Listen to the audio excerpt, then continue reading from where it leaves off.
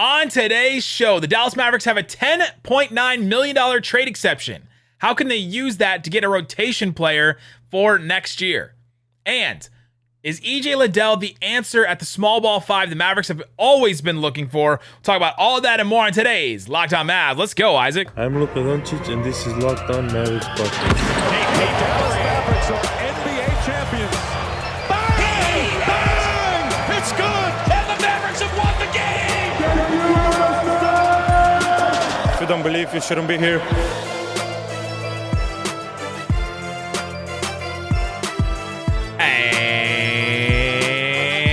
Welcome. You are locked on to the Dallas Mavericks. My name is Nick Angstadt, media member and NBA channel manager for the Locked On Podcast Network. Thanks for making Locked On Mavs your first listen every day. We are free and available on all platforms, including YouTube. But the best way to help us grow is to comment below. Let us know which option you think is the best for the trade exception. And there's got to be like 11 of you out there that haven't subscribed yet, because we're almost at 15,000. And we just need 11 more as we're recording this. Today's episode is brought to you by PrizePicks. Check out prizepicks.com. Use the promo code NBA or go to your app store and download the app today. It's PrizePicks Daily Fantasy made easy. And joining me, as always, my co-host, writer, and contributor at Mavs.com, the Spectrum Spitter Adder, the One More Thing King. What you got for me, Isaac Harris? All right, Spectrum is not a they're not a sponsor, so, so I can put them on blast. There's no locked on 15 code for Spectrum, so don't try to use that. I'm ready to throw hands. So if anybody wants to throw hands with Spectrum with me, hit me up, shoot me a DM, we can talk about it. For those watching on YouTube, that's why Isaac is just like stuck in the middle of a laugh. He's a screenshot. He's not actually here. He's on the phone with me. For those listening on the podcast, probably don't know the difference, but his internet is out, and so we're dealing with that. But we got a lot of good stuff to talk about today. The trade exception. Mavericks have a $10.9 million trade exception to use. It expires June 26th. They got it all the way back in the Josh Richardson trade. And so they can trade for one player or two players in different deals that equal up to $10.9 million in salary. And so the Mavericks could go out and find a player making $10 million and go trade for that player. And it doesn't affect the salary cap in the sense that they're over the cap right now and they don't need to create cap space to trade for this player. So we got a bunch of players, a whole list of players. Isaac and I are going to play, what do you think about this guy? What about this guy? What about this guy? And talk about how a player could actually be traded into this trade exception, because it takes two. It takes the Mavericks wanting that player and wanting that player more than the other team, like Rocket from Guardians of the Galaxy. But the other team has to have a reason, right? These trade exceptions are really tricky because the other team has to have a reason to trade that player or get rid of that player. And so maybe a team wants to dump a guy. Maybe a team has to make room for somebody else, which is what happens a lot with these trade exceptions is, hey, we just got to make room for somebody. Can you take this guy on for us? And we'll say, okay, sure, we'll take this guy on for you. And then, maybe the Mavs get compensation for it, or maybe the Mavs get the player as compensation. So there's a lot of different reasons for this trade exception to be used. Especially for this time of the year too. So you look at this traded player exception for the Mavs that expires basically 3 days after the draft. So, and right before free agency starts. So if you're a team out there and you're saying, all right, we really want to create some space to spend in free agency, then you know who I'm going to call? I'm going to call Dallas and say, all right, well, if we have a guy that's making under $11 million that we really don't see part of our rotation, or maybe we don't see us like paying him, in the next year, like let's say he's up for like an extension or something like that this coming fall, and they're like, hey, he's not going to be on a roster past this year. Could we call Dallas and say, hey, can you take this guy, throw us a couple seconds, throw us, are you interested in your 26? What does that look like? And then we'll give him to you before free agency even starts. Every team is in a unique situation when it comes to if they have to shed money or not. And now's the time to where you could see something like this be used by Dallas, whether it's trying to find another big, or a big for the bullpen rotation, or another wing out there. This is where you try to take advantage of some of these teams trying to shed money. And so I started to make my list. I went to Spotrac and I just started to go through and just say, all right, who's making $10.9 million or less? And just started to go through the players that the Mavericks could get. And I came up with this list first. These are the guys I think are too good to dump. for the other team. Like they're role players. They fit really well. The Mavs would. Did you say they were taking a dump? The Mavs would love to have any of these guys, but I think they're too good for the other team to dump them or to send them to the Mavs just for the trade exception. But tell me if I'm wrong or if you see a path for any of these guys. PJ Tucker, Jay Crowder, Seth Curry, Jakob Poeltl, Zubats, or Bobby Portis. Yeah, I think three names that right off the top of my head that I don't see moving would be Bobby Portis, PJ Tucker, and Seth Curry. Yeah. Unless I just think that for Curry, unless the Nets find like somebody else that wants to come join those guys, and all of a sudden it's like, okay, we got to move these guys to create some space, right? Yeah, that's true. That's one of the only ways I could see that. I think I would feel like they would want the shooting of Seth Curry, to stay around those guys. Now, some of the other guys you mentioned are some names that I put down on my list. Like, what does San Antonio do with Jakob Poeltl? Can he be more than the game that we play on our phones every day? But I'm interested. I think you're higher on him than I am of what he could be in Dallas. With San Antonio, he's entering into an expiring deal this coming up season. Do they want to keep him long term? They're going to extend him. I don't know what they do with him. You had another name, Zubats. What does the Clippers do with him? He would be one of those guys that would be part of the bullpen rotation for the Mavs, in the sense of like he's not going to step in, be your full-time starting five, giving you 35 minutes a night. But if you're looking around the league saying, hey, we don't want to spend $40 million at the center spot. We know we need to upgrade. We know we need to get a guy who can get some boards, bang down low against some of the bigger bodies in the league. Is Zubats, cheaper? Are they looking to get rid of him? We'll take him. We'll take him into our exception for a cheaper cost. That would be a deal to where if you got him for basically free, sign me up for that. So the big route is definitely a route that Dallas could go with it. Yeah, and that's when you start talking about, okay, why would one of these teams make that deal? Well, maybe they need to make space, or maybe they're trying to do something, or the players upset. But I think all those guys are probably a little bit too good, unless some crazy situation happened where the Mavericks, I don't think, can get those guys. The other list of guys is, there's a million players on the rookie scale deal. The first guy that comes up, he's making exactly $10.9 million next year is RJ Barrett, then Anthony Edwards, Cade Cunningham. Like the Mavs aren't getting any of those guys, right? So just throw basically anybody on a rookie scale deal out. There may be a few exceptions we'll talk about in this, but throw all those guys out. Now I have this next list of guys that could be available for the Mavericks to trade with that trade exception. But tell me if they're washed or not, right? I got this list of 6 guys that I'm not sure if they're too washed for the Mavericks to take a chance on them. If you say DeAndre Jordan, I'm done with you. Derek Favors from OKC. He's just been Rylan. Did you give this to Nick? Rylan Stiles, Locked on Thunder, is just like sitting there going, "Oh, wait, did you say draft picks? Can you send draft picks?" But we've seen what sitting around in OKC can do for a big man for Al Horford. So maybe it did the same for Derek Favors, and he can come be the other center in the bullpen for the Mavs. The other guys are Danny Green, Kemba Walker, Patty Mills, George Hill, and Garrett Temple. Yeah, I don't know if I'm doing an emergency pod about Garrett Temple, but Patty Mills is one that I'm really interested in. He did pretty good for Brooklyn last year. I don't see them, just kind of offloading him into an exception somewhere, unless one of those situations, like you said, happens. They got to create some space. I think, man, if you could use your exception on a guy like Patty Mills, sign me up for that. I don't know what to feel about Kemba Walker at this point. Is he done? Is he? I just don't know.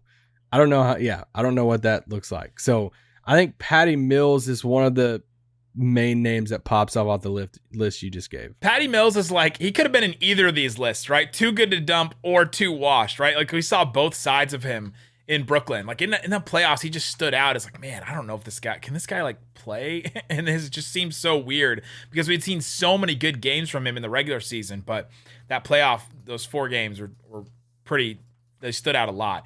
Danny Green is the other one, future former Maverick great. He had some good games as well, but I don't see the Sixers getting rid of him. You never know, but his injury too. I think he's going to be out. Oh yeah, true. The whole year and stuff. So I think theoretically, depends on his podcast. I'd have to listen to his podcast and see. Oh no, we're doing that again. We got to listen to Danny Green's podcast again. Just kidding. Oh, man. All right. Coming up, I got a bunch of names that could actually be available for the trade exception. So wings, bigs, guards. We got a whole list of names. Could the Mavericks figure out their center position with this trade exception? We'll talk about that coming up next. But before we do, let me tell you about Prize Picks. Prize Picks is daily fantasy made easy. This will help you when you're trying to figure out, okay, I want to play daily fantasy, but I don't want to have to go up against these pros and just like a bunch of people that all they do is spend their time picking these lineups and doing this. And I also don't want to spend time every single week, the same exact time, trying to figure out what I want to play. You can play one day. You can play 2 days in a row. You can play 3 days. You can play one full week and then stop for a week and then come back to it. Prize Picks is daily fantasy. You can pick 2 to 5 players and an over-under in their projections and win up to 10 times on a single entry. You can do it for the NBA Finals. You can combine that with some MLB over-unders for some guys. They do points, rebounds, steals, all kinds of different stats that you can pick in Prize Picks. And for a limited time, they have an exclusive offer for our listeners. Get $50 for free if a player in your first Prize Pick entry scores a single point. But you must use the promo code NBA. Use the promo code NBA for your Prize Picks entry and use Prize Picks. Go check it out, prizepicks.com. Use the promo code NBA. Thanks for making Locked On Mavs your first listen. We have an important favor to ask for you. We put together a survey so you guys can, so we can learn more about you guys, the listeners, and make your favorite Locked On podcast even better. So go check out lockedonpodcast.com/survey to get started. lockedonpodcast.com/survey. It won't take very long, and everyone that completes the survey qualifies for a chance to win one of 10 $100 Ticketmaster gift cards, so you can check out the Mavs. You can go to a Rangers game, go to a Wings game, anything. Go check out lockedonpodcast.com/survey. Tell them that Locked On Mavs is really awesome. All right, Isaac Harris. The trade exception. We're talking about this trade exception, $10.9 million. It expires on June 26th. The Mavericks have to use it before then, which is kind of a weird spot because it's, before free agency. It's after the draft. It's like this weird area, but they can still use it. So we talked about guys that are too good probably for the Mavericks to get. We talked about guys that are maybe a little too washed for the Mavericks to take a chance on them. Now, here's some guys in the middle here. Let's just go through these list of names. Let's just start throwing out some names. A guy that we've talked about for a couple years, I think, in this segment is Alec Burks. Alec Burks makes $10 million. He has a contract this year for $10 million, and he has a team option the next season. And he stands out to me because what if the Knicks have to make some space? We've been talking about this in the sense of Brunson. If they want to try and sign Brunson, they can't just sign him right now. They'd have to make some space. So what if Alec Burks is part of that? Now, if the Mavericks are getting Alec Burks in this and they're losing Brunson to the Knicks, that's maybe not the best trade, like 1-for-1 for the Mavs. But yeah, I'm gonna pass on that one. But what if it's for Donovan Mitchell, right? Or what if it's for somebody else that they're trying to make space for, and the Mavs could get Alec Burks? Yeah, for free, sign me up. It's another wing that can come off your bench. He can handle the ball. Yeah, I mean, for free, I'd take him in a heartbeat. Do you see a scenario where the Mavs could do something like that? Yeah, I think you look at it and just say, it's kind of like best player available in the sense of if there's some guys out there that's available, if there are teams calling around saying, hey, like if New York's calling around teams saying, we need to shed, Alec Burks' money, then I would think long and hard if I'm Dallas about that. I wouldn't give up my first round pick, to take on Burks, but no. Yeah, I would really think about that. And kind of the same thing with like Utah. We don't know what the heck's going to happen with Utah, but if they start blowing things up and let's say they want to, they want to go back or take a few steps backwards so they can take a bigger step forward, next year or so. Do you take Royce O'Neal, or if they try to create, I don't know why they would create money for free agency because they don't get anybody. Actually, they do. I shouldn't say that. They got Bojan. Come on. Yeah. But like Royce O'Neal, would you take him to the exception? I would take him to the exception, even though, we didn't really like him coming out of that series, but another wing defender that can, back up Reggie Bullock and Dorian Finney-Smith, sign me up. Yeah, that was the other guy I had that could actually have a path here. Maybe they blow it up, right? Maybe they decide to, they need some space, right? There's all kinds of different things that they could do with that. And he has a contract for next year, but the year after that is only $2.5 million guaranteed for that next season. So he's a little bit of an expiring on him in that sense. And so those are those are the two most realistic in my camp right here is Alec Burks and Royce O'Neal. Do you see another name that may be realistic for the Mavs? I mean, there's ones that I'm just keeping an eye on. Larry Nance. We've always talked about Rashawn Holmes. Just don't know. I mean, you never know what the crap the Kings are going to do. Shout out to Nerlens Noel. Hot dog gate. Maybe he comes back for that extra hot dog.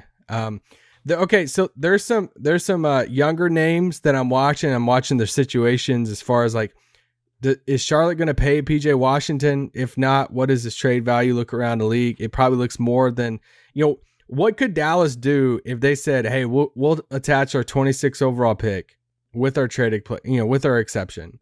And what player would you rather, what player would you swing for with that? What player would you give up your first round pick for? PJ Washington, Jackson Hayes in New Orleans. Would they even entertain that? I got a spicy one for you. I like the PJ Washington one. That's an interesting one with the pick. I would do that. I got a spicy one for you though. I'm ready. THT. Pitch it to coaching me. staff. What's the reasoning? Why would the Lakers do that? New coaching staff. We don't know how Rasheed Wallace feels. No, shout out to Rasheed. It's going to be sad if I had to see him in Lakers colors. But shout out to Rasheed for being considered for a Mavs assistant job, last year. Yeah, he was.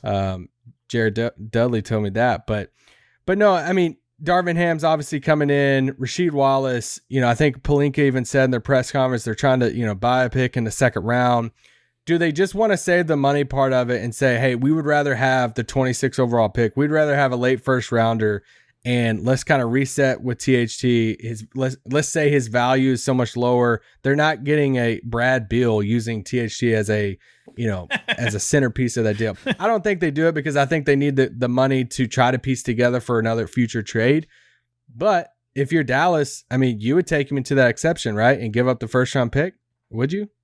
Would you give up the first round pick for Talen Horton-Tucker? Yeah. Ooh. I don't know why I'm so much more on PJ Washington than I would be Talen Horton-Tucker because you're taking. This shocks me. I was fully ready for you to be like, yeah, I would do this. I got his jersey in my closet.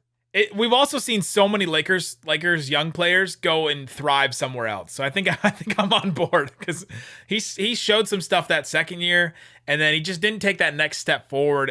But the spotlight was so big on him. They asked so much of him that second year that I think that in a different role somewhere else with less pressure, the same thing that happened to Brandon Ingram, I think could happen to Talen Horton-Tucker in a smaller way.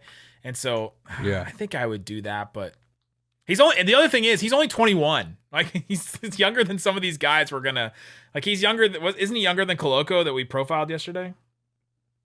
I think so. Yeah, I think he is. So yeah, he's already played in the NBA. My last sneaky one is Tybal up in Philly.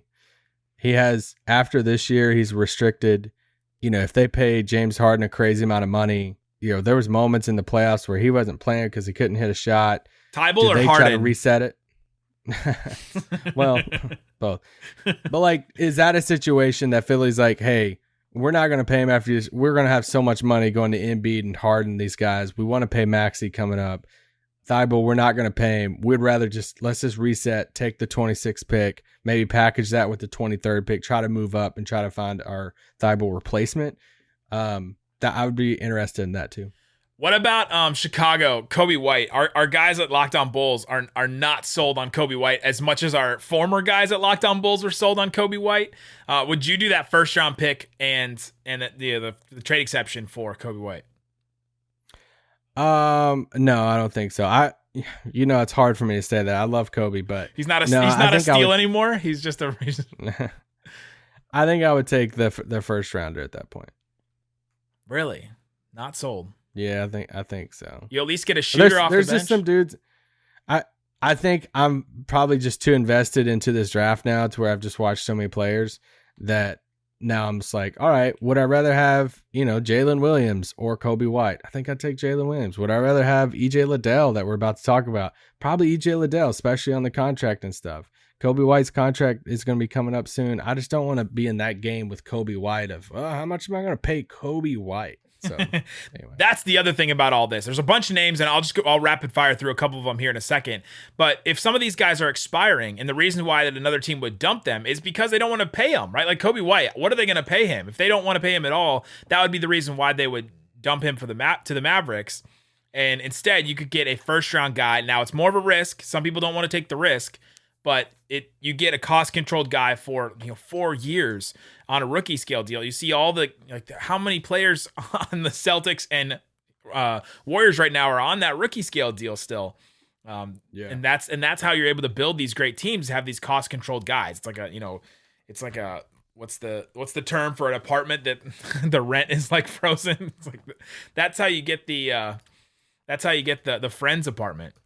All right, let me just fire through a couple of more names here that the Mavs could get with the trade exception. TJ McConnell, Landry Shamet, Ish Smith are the other guards that I came up with. Just looking through the list of players. I can see paths for a couple of those, but I don't know if the Mavs would be super interested. The Landry Shamet one is kind of interesting, but I don't know why the Suns would be in a situation to do that unless the DeAndre Ayton thing blows up. Yeah, and Rick, I don't see any world in which Rick Carlisle trades TJ McConnell. Torrey Craig, Furkan Korkmaz, your boy Grayson Allen, Chetty Osman, Juancho Hernan Gomez, and Mo Harkless are the other wings. Like those are your other wing options for this trade exception. I mean, anytime you can add a movie star in Juancho, then yeah. And it's Luka's friend too, so I mean that has to mean something. A couple of bigs too. We mentioned Nerlens Noel. He's dealing with plantar fasciitis. I don't even know if I would touch Nerlens Noel right now, just with all the injury stuff. Would you? I mean, if Casey Smith signed off, then I would be fine with it. He'd have to sign off for a second time, right? Yeah. Dario Saric, Mason Plumlee, Daniel Tice, JaMychal Green, Zach Collins, Kem Birch, Jeff Green. Yeah. It's like none of these names stand out to you. It would take a really interesting situation for the Mavericks to get a real valuable player or a real rotation piece with this trade exception. So I think that's sort of my takeaway is that it would have to take a really weird, interesting situation, but the Mavericks are there.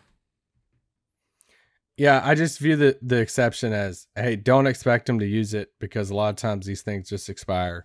But it's in your back pocket until the 26th. Yep. That you don't know. I mean, if they hold on to it and then it's draft night and then they pull off one of these dudes because they have the exception, because you don't have the cap space coming up to go out and get a guy, and this is one of your ways of adding somebody to the roster, then you're like, man, that's a heck of a move keeping this exception for so long. Yeah, there you go. Let us know what you think in the comment section below. Which of those players piqued your interest the most for the trade exception? Which of the players should the Mavericks absolutely go after? Now, coming up, let's get into EJ Liddell, the forward from Ohio State. Really, really interesting prospect. If he's available for the Mavericks, should they take him? Is he the answer at small ball 5? We'll talk about that coming up. But before we do, let me tell you about Built Bar. It's a protein bar that tastes like a candy bar. They're delicious. They have so many different flavors. The Brownie Batter Puff is still available, and I'm telling you, I got a couple of listeners to order them, and I'm excited to see when they tweet me and say, "Oh man, you were not kidding about this bar." It's a protein bar, but it's got real chocolate on the outside, tastes delicious, brownie batter flavoring, and it's got the puff marshmallow in the middle of it. And best part of it, 140 calories. You get 17 grams of protein and only 7 grams of sugar. That's it. Only 5 grams of added sugar in a bar covered in 100% chocolate. They're absolutely delicious. Honestly, would rather have this instead of I don't know, name a candy bar that's not one of the greats, right? Like a Snickers. I think I would rather have this Brownie Batter Puff bar than a Snickers bar at this point in my life. Delicious. Use the promo code LOCKED15 to get 15% off your entire order at built.com, where you can get all the different flavors. They also have granola now, variety packs. Check it all out. It's built.com. All right, Isaac Harris, we're continuing on our draft profiles. EJ Liddell, 6'7" forward from Ohio State. He played 3 years there. He is weighing in at 243 pounds, a built 243 pounds. His wingspan is just about 7 feet. He has an 8'7" standing reach. He's going to be 21 and a half years old at the time of the draft. He's coming in a little bit older. But the one sentence description from The Ringer and NBA.com, I kind of mixed it together. A pick and pop or small ball 5, strong framed forward who made significant strides as a 3-point shooter and a shot blocker as a junior at Ohio State to complement his interior scoring ability. Last 2 years at OSU, he didn't play a ton his freshman year, but the last 2 years he played 61 total games, averaged just about 18 points, 7 boards, over 2 assists, just about 2 blocks. He shot 48% from the field, 36% from 3 with the two combined years, 76% from the free throw line, and just about 31 minutes. Isaac, what are some strengths and weaknesses you see in EJ Liddell's game? Yeah, I mean, you look at EJ and you say, hey, can he be your small ball 5? You alluded to it earlier, and he has this body, 6'6", 6'7", and you see see the 240, you see him on the floor, and you're like, all right, is this like an Ohio State Grant Williams? That name gets thrown out a lot. PJ Tucker, a Paul Millsap. Can he be of that mold? But then you see, like, he's a better athlete than Grant Williams. I mean, he averaged 2.6 blocks a game. Like, for a 6'6", 6'7" guy with, and obviously there's the wingspan comes in play with that, but he's so smart. He's so smart with his timing. He's a good help defender. Weak side, help blocker there. And, he shot 38% from 3 last year, so he can do the pick and pop. That his strengths is watching the role that Grant Williams is having for Boston, and this team's in the finals, and saying, hey, can I have that role, on a good team moving forward myself? I think one of the bigger things for you to watch, for people to watch out there, if you're going to watch EJ Liddell, watch his game against Paolo. How he defended Paolo. There's some moments that he just stuffed Paolo. I mean, he gave him problems. And, Banchero's about to go top 3 in the draft. I mean, I would almost take Banchero number 1 in the draft. And Banchero as like an offensive initiator, like that's his thing. Yeah. And that's one of the cool things about Liddell is he thought about coming out of the draft last year after sophomore season. I read this interview and he even said, he's like, I need to get better at being a better defender. I need to get better at my outside shooting. He went back to school, bet on himself, and he did that. And now he's coming back. He's a better draft. I mean, he was projected like 2nd round pick last year. Now he's going to go in the 1st round. Heck, he might push, in the teens there, 16 to 20 somewhere. But that's going to be his strengths. When you look at his weaknesses, he's not an eye-popping athlete in the sense of he still struggles a little bit with his lateral quickness when he switches onto smalls. You're not giving him the ball and saying he's not Draymond in the sense of you're not going to let him bring it up to court and say run the offense and do all this. Even though he's a smart player, he's just not that type of player. So that's why I didn't throw Draymond out there. But Grant Williams is thrown out there, but he's a better shot blocker and athlete than Grant Williams too. So I'm not in love with that, but it's kind of like the mold of some of them. Yeah, a couple things that are in there. He also wanted to improve his 3-point shot. That's a big thing. Like he took 26 threes his first year, where he played 31 games, but he only played 16 minutes a game. Then he took 80 threes the next year. He took 123 threes this past year, and he shot 37% this past year on threes. So he wanted to really add that. He's 2-time All Big Ten first team. He was 1 out of 15 players on the Wooden Award, the final ballot there this past year.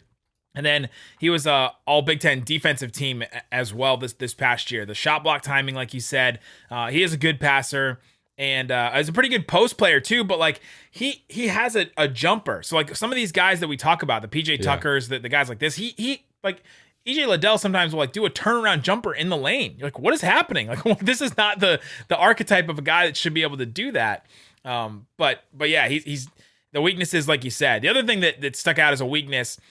His handle is loose, like for NBA standards. That was a Ringer weakness from him, that he's not like an offensive initiator where he can handle in space and do all this kind of stuff. So he can do like a little bit of everything on offense, but there's nothing that stands out. It's like, oh, we can trust him to do, to drive in space or to get to the rim or to pull up from 3 or pull up in the lane. Like all those things he can do kind of well, but not super well. And so you're stuck with a really interesting player. And I got a comp for you that molds a couple guys that I'm really interested to see what you think about it.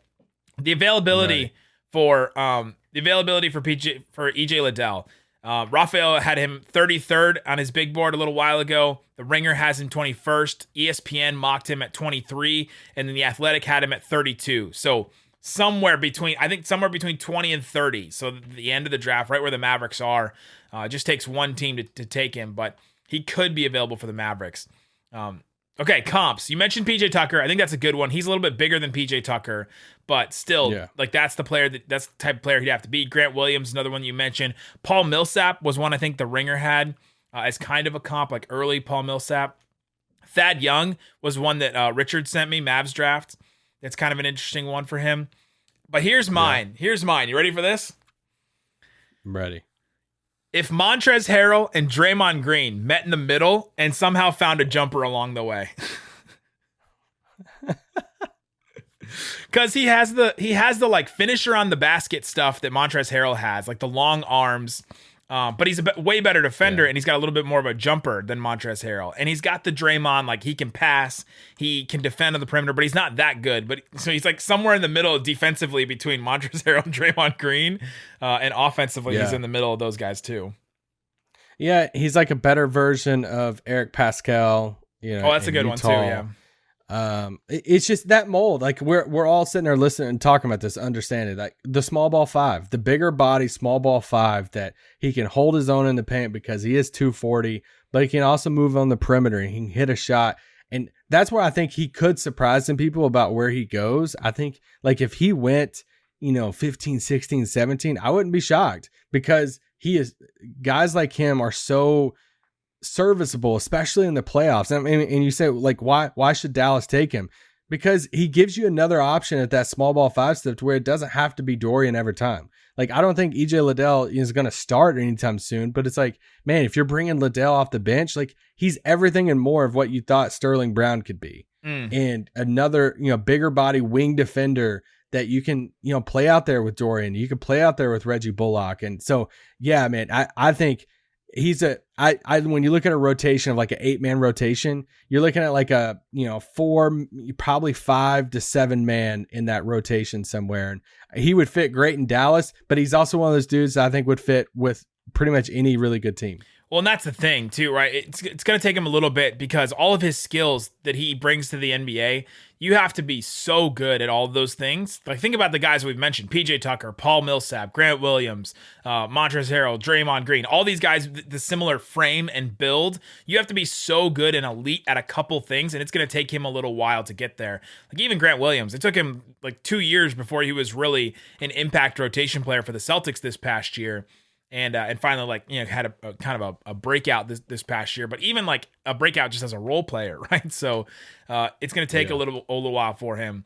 If we start looking at why the Mavs should take him, why the Mavs shouldn't take him, this is why I think if he's there at 26, the Mavs should take him because they're going to bet on his work ethic, that he'll become the next PJ Tucker, Draymond type that's like a perfect small ball five, but can also score off the dribble in the post or from three. Like he gives you all those different options, and defensively he gives you like a versatile defender that has really good instincts around the rim. Why the Mavs shouldn't take him? He's too slow to guard on the perimeter, too small to guard in the post. The shot isn't clean enough to be a 3-and-D guy, and his post work isn't viable enough to get you buckets in the NBA. You have to be insanely good defensively to make it work as a PJ Tucker, Grant Williams, Draymond Green type in the NBA. And if that doesn't pan out, which I was texting with Richard Mavs draft about him, and he said he's not sold on his defense at all at the next level. And so if you're not sold on his defense, then there's no chance you take him. Yeah, in a way, he's like a smaller Jalen Williams. We did Christian Coloco and Jalen Williams on yesterday's pod, and it's like, you watch him, he's like, he has these instincts to where that's the reason why you shouldn't, in the sense of, all right, well, he's not elite at this, he's not elite at that, but he's good at all of these things. And I think he's good enough at all the things where he would be a great pick. I believe in him. I listened to Titus and Tate. I used to love their pod back in the day. I listened to the same thing. And obviously Titus, when, Ohio State guy and everything. And, just him talking about how much respect, how much he loves EJ Liddell, talking about his work ethic a lot and how he's like, man, whatever you tell EJ to do, he's going to do it. He's going to learn it and everything. So I think one of the takeaways from the past few weeks for EJ Liddell is EJ Liddell ranked all the MCU movies. And so if we want to talk about, I mean, we could go on the next 10 minutes of talk this. about his judgment, right? Is that what we're talking about? Yeah, if we want to knock his judgment in life or in movie watching, then we can talk about that because, yeah, literally all the MCU list, he ranked them from his favorite on down to the bottom. He doesn't have Morbius at the end, so that's one knock right there. But shout out to Ant-Man and the Wasp being the number one MCU movie. That was EJ Liddell's number one MCU movie. So anyway, we could break that down. Winter Soldier is kind of like farther down his list. I'm like, all right, I liked you. I might have to move you down a few levels, but no, he's great, man. I really like him. If Dallas walked away from the draft with EJ Liddell, I'd be pretty dang happy. Oh, I would be too, because then okay, they're sold on all those things. And all those things, those tools that we just said, makes him to be a really valuable player in the NBA. If all that pans out and he can defend on the NBA at a really high level like he did in college, and the three-point shot works out, and then he adds a little bit off the dribble, and then he adds a little bit in the post, and all of a sudden that's a really dynamic player that can be your fourth or fifth option in a starting lineup, and that's a guy that can play in the playoffs. And so you can see the archetype of a type of guy that the Mavs would want and really need, right? He could be the guy that sort of fills in for Maxey when Maxey eventually can't be in the lineup anymore. So that's what I'm seeing from EJ Liddell. He's a really interesting prospect. We'll see where he goes. He might not be there for the Mavericks anyway, but that's our profile on him. We'll do a bunch more profiles. Let us know in the comments below who you want us to profile next. Thanks for making Locked On Mavs your first listen. Make sure to go check out the Locked On NBA Big Board podcast. They know these guys way better than us. Check out Rafael Barlow and Richard Mavs Draft, who I've been talking about all throughout this with drafts, mock drafts, player rankings, and of course, big boards. It's Locked On NBA Big Board, wherever you get your podcast. Guys, thanks so much for listening to Locked On Mavs. Peace out. Boom!